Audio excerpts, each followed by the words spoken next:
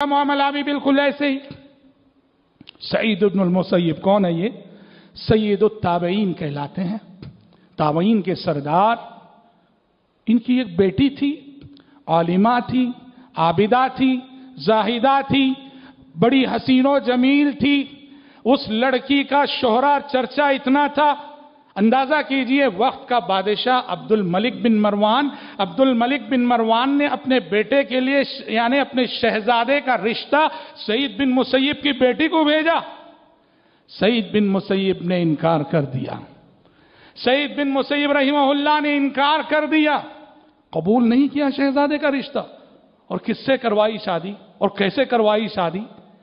उनकी मजलिस दर्स में, जो मस्जिद नबवी में उनका हल्क़े दर्स था, उनके हल्क़े दर्स में उनके तलामिज़ा बैठा करते थे। तो बहुत दिनों से एक शागिर्द इब्ने अबी वदा बहुत दिनों से नजर नहीं आए।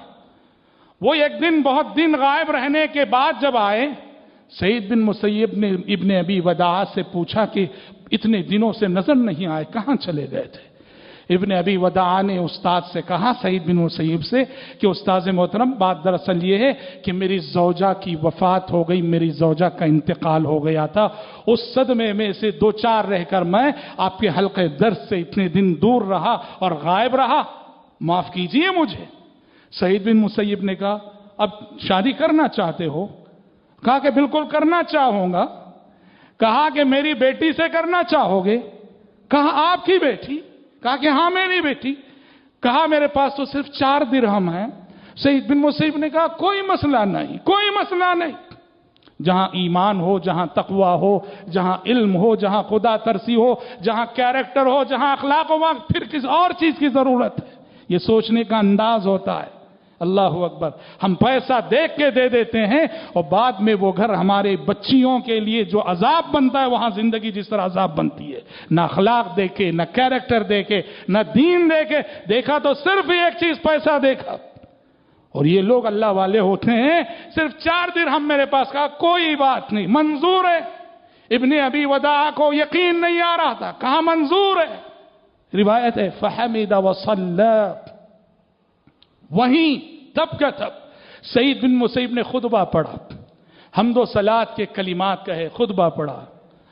और उसके बाद इब्ने अबी वदा खुशी खुशी घर लौटे। अपनी मां को जाके बताया। उस दौर की माएं भी कैसी थी देखो, अरे मुझे बताए नहीं, मुझे बताए बगैर कर लिए। अरे उस दौर के माँ बाप भी औलाद को उनका पूरा पूरा हक देते थे। औलाद अपना हक इस्तेमाल करे उसकी पूरी इजाजत देते थे। माँ को कोई शिकायत नहीं हुई कि मुझे बताए बगैर शादी कर लिए। माँ को जाके जब इब्ने अबी वदा ने कहा कि माँ सईद बिन मुसय्यब ने अपनी बेटी का निकाह मुझसे करा दिया, माँ बहुत खुश हुई और कहा कि बेटे वलीमे की तैयारी करो। कहते हैं इब्ने अबी वदा, उस दिन मैं रोजे से था, मगरिब हुई, रोजा इफ्तार किया, इशा का वक्त हुआ तो इशा बाद किसी ने दरवाजे पे दस्तक दी। दरवाजा खोला तो सईद बिन मुसय्यब हैं, बेटी को लाए हुए। कहा लो ये तुम्हारी ज़ौजा, इसको लो। मेरे हवाले किए और चल दिए। इब्ने अबी वदा कहते हैं वल्लाह इतनी नेक खातून थी वो, इतनी आलिमा थी वो, इतना इल्म था, इतनी इबादत गुजार थी वो।